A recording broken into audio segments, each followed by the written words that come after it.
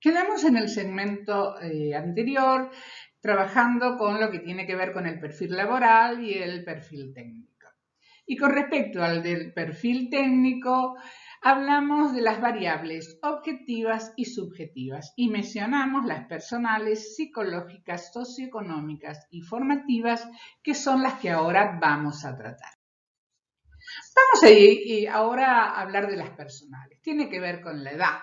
Lo ideal sería entre 30 y 55 años. Varía según las funciones que van a desempeñar, pero eso no quiere decir que personas de 60 y 65 no estén capacitadas para hacerlo. Tiene que ver también con el sexo. No es considerado para la función, no debería estar considerado para la función, pero en general son mujeres las que realizan la función y muchas veces las mujeres se resisten a que los hombres las atiendan, o sea, las bañen, el pudor, y hay montones de situaciones que tienen que ver con esto. Pero cada vez hay más asistentes gerontológicos hombres, con lo cual la gente se va a adaptar porque la atiende un enfermero y lo acepta, la atiende un médico y lo acepta. Así que bueno, eso no debería tomarse en cuenta. Lo que es importante dentro de lo personal, la variable esta es la salud, la física y la psíquica y la estabilidad que uno tiene para realizar la tarea. Una persona que tiene problemas físicos, hay tareas que no puede realizar y hay problemas cuando uno está con situaciones psíquicas inestables, también afectan en el desempeño de la tarea. Vamos a ver ahora lo que son las variables socioeconómicas. Tiene que ver con la situación familiar y la situación familiar tiene que ver con esto. Por ejemplo, uno a veces no tiene tiempo para cumplir con su tarea porque tiene conflictos muy importantes en su casa o porque tiene chicos muy chiquititos o porque está en una situación de conflicto con o tiene que atender o tiene en su familia alguno de los integrantes con problemas de salud. Y realmente cuando uno va a solicitar un trabajo, el empleador se fija mucho que la persona no tenga situaciones conflictivas, que viva cerca, bueno, que no interfiera la problemática de la persona en la tarea que va a desempeñar. Tenemos también la disponibilidad horaria. A veces la gente prefiere que la persona que venga a trabajar no tenga otros trabajos para que esos otros trabajos no impidan que cumpla con los horarios o que falte algún día. Y eso a veces es un inconveniente. También las situaciones económicas. A veces las asistentes gerontológicas tienen un perfil tan alto que piden honorarios que no son los habituales o comunes en el ámbito del trabajo del asistente gerontológico. E indudablemente, si superan sus expectativas, es muy difícil que encuentren un empleador que interprete, acepte y valore su exigencia. Tenemos también las variables psicológicas, que tiene que ver, la primera, que tiene que ver con las cualidades personales.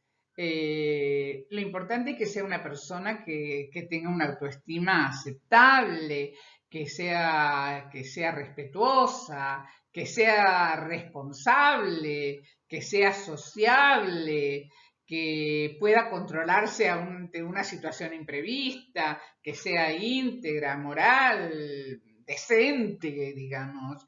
Y bueno, todas estas cosas son importantes, por eso que en la entrevista de trabajo uno cuando dialoga con el empleador y cuenta sobre su currículum y cómo es y cómo va a atravesar, cómo va a enfrentar la tarea, cómo la va a realizar, tiene que presentarse y uno se presenta como es, porque a veces uno querrá disimular, pero en la charla se van observando estas características. Y la persona que entrevista generalmente hace algunas preguntas incisivas como para ver qué respuesta da o cómo qué actitud tiene ante esta entrevista. Y así va diseñando el perfil de esta persona y compara si le va a servir o si es la adecuada para que yo contrate para realizar la función.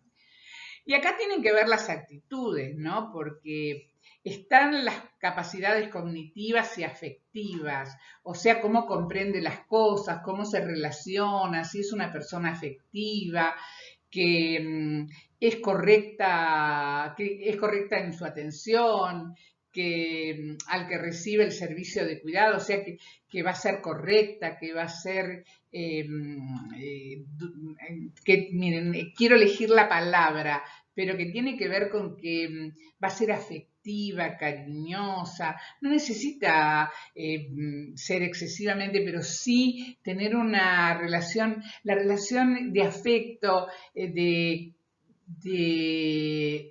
amor, entre comillas, en la función, redunda y suma a la calidad de la atención.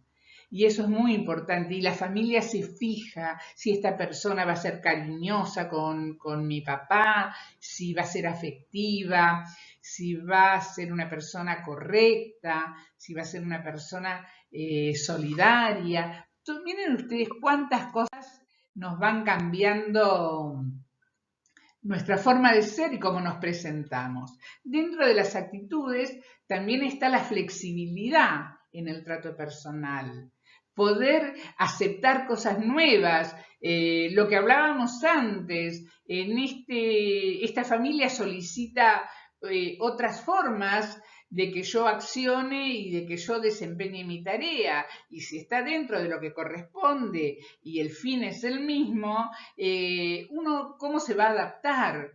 Y esto es importante porque hay gente que tiene características de poca flexibilidad y que es muy rígida y que realmente le cuesta adaptarse a costumbres que no son las que habitualmente tiene ella para poder desempeñarse.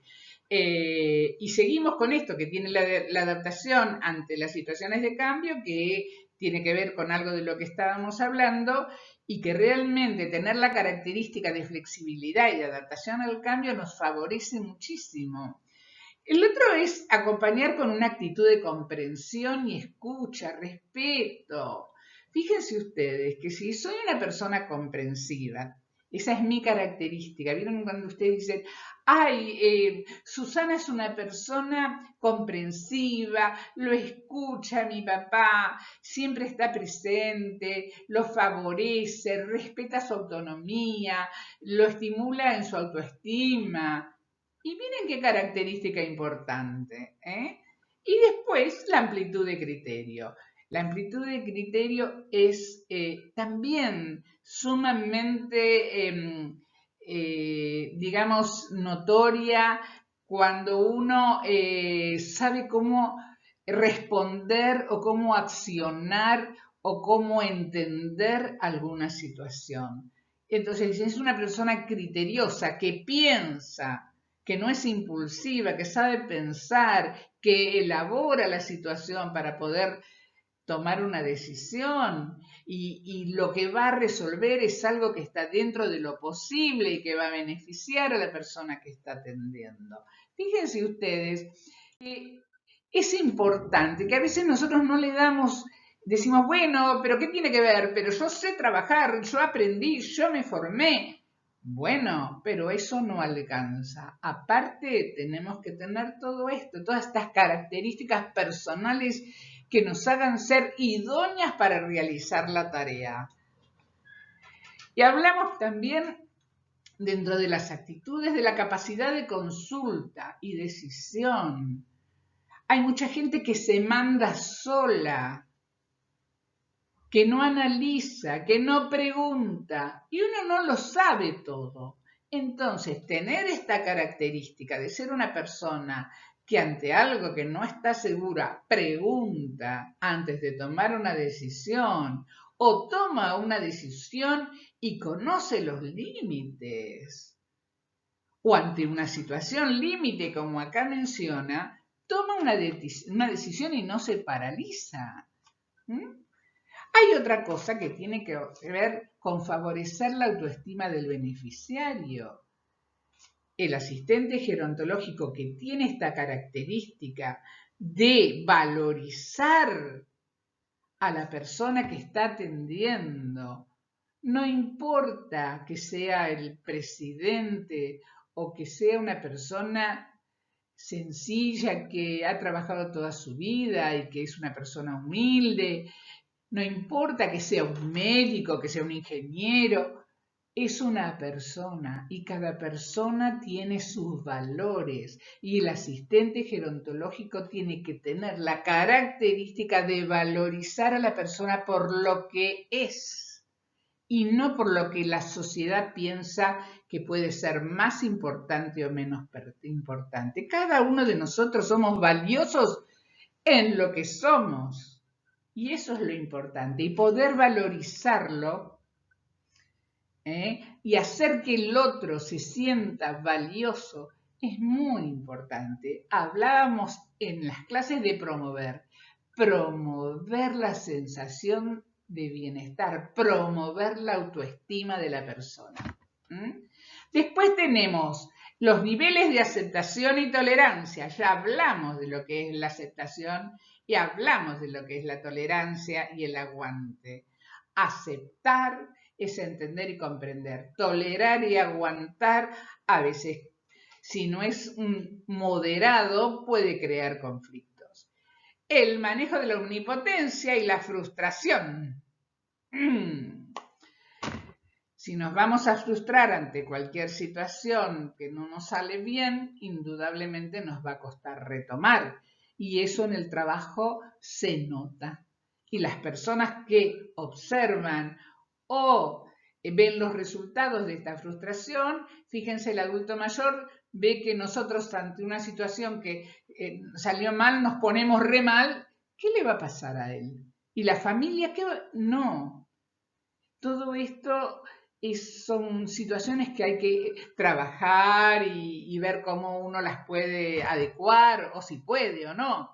Pero realmente, si uno tiene una característica de frustración constante, no responde a lo que por ahí el empleador quiere, una persona activa, alegre, solidaria, responsable, criterio, es lo que busca. Y después la madurez ante las pérdidas y los duelos. Y con esto como que terminamos con las variables. Esto no es sencillo. Muchas veces vienen las cuidadoras y me dicen, Dorita, se me murió la persona que cuidaba. Terrible. Es un duelo de verdad, pero ustedes a medida que vayan trabajando con los años se van a dar cuenta que la pérdida de la persona que cuidamos porque falleció, el duelo que tenemos que vivir lo tenemos que elaborar de distinta manera. La persona que cuidamos no se nos murió, se murió. Su familia va a vivir el duelo como familiar y nosotros tenemos que vivir otro duelo, un duelo que tenemos que elaborar, que nosotros si no lo podemos elaborar solos tenemos que pedir la ayuda de un supervisor que nos ayude a transitar, recuperarnos, porque nosotros vamos a seguir trabajando si vamos a tener otro residente y ojalá no se nos muera, pero bueno, puede suceder. La muerte de un residente, de una persona que nosotros atendemos, adulta mayor, puede suceder que fallezca. Entonces tenemos que entenderlo como que es parte de las situaciones que se dan en nuestra tarea. Así que bueno, hay que elaborarlo y hay que elaborarlo con madurez. Y creo que con todas estas variables que estuve hablando, que estuve mencionando, ya ustedes saben qué importante que es el perfil. Y que hay dos perfiles, uno laboral que tiene que ver con la tarea y otro el técnico que tiene que ver con todas las aptitudes y las características que tenemos nosotros, como la experiencia, la formación, los aspectos psicológicos, que van a ser un plus siempre que estén los correctos y y que nos van a favorecer en el desempeño de nuestra tarea y también en nuestra vida. Y ahora vamos a ir terminando. Me había olvidado de la capacidad básica de la formación. Esto es importantísimo, ustedes lo saben, y es que un asistente gerontológico tiene que tener el nivel primario completo, porque tiene que saber leer, tiene que saber escribir, tiene que saber sumar, restar y dividir, porque tiene que saber leer una indicación médica, tiene que saber interpretarla, tiene que saber ir a comprar algo y saber con cuánto paga, cuánto le dan de vuelto, porque lo tiene que rendir, tiene que saber cuánto es el cuarto de un comprimido, si es que tiene que repartir ese comprimido en 4 tomas durante el día. Así que esto es indispensable. Y ahora sí, vamos al final, donde volvemos a la definición inicial, donde yo les dije al final de la clase, entendida de todas las miradas. Y realmente ahora es como que ustedes me lo pueden decir a mí. Es como, yo ahora digo, las escucho y las estoy escuchando. El asistente gerontológico es un agente de salud que brinda prestaciones de baja complejidad en la atención preventiva, asistencial y educativa al adulto mayor y a su núcleo familiar. ¿En qué? En las actividades de la vida diaria. ¿Con qué objetivo? El de mejorar la calidad de vida de los adultos mayores. ¿Cuándo? Ante las situaciones de fragilidad. Y con esto terminamos. Les deseo lo mejor, montones de éxitos. Seguramente nos vamos a encontrar cuando terminen la cursada, en la entrega de los diplomas. Muy orgullosa. Yo voy a entregarle alguno de los diplomas y realmente voy a decir, estos son mis alumnos del primer curso virtual de asistentes gerontológicos. Muchísimas, muchísimas, muchísimas gracias. Los quiero y nos vemos. Un besito muy grande.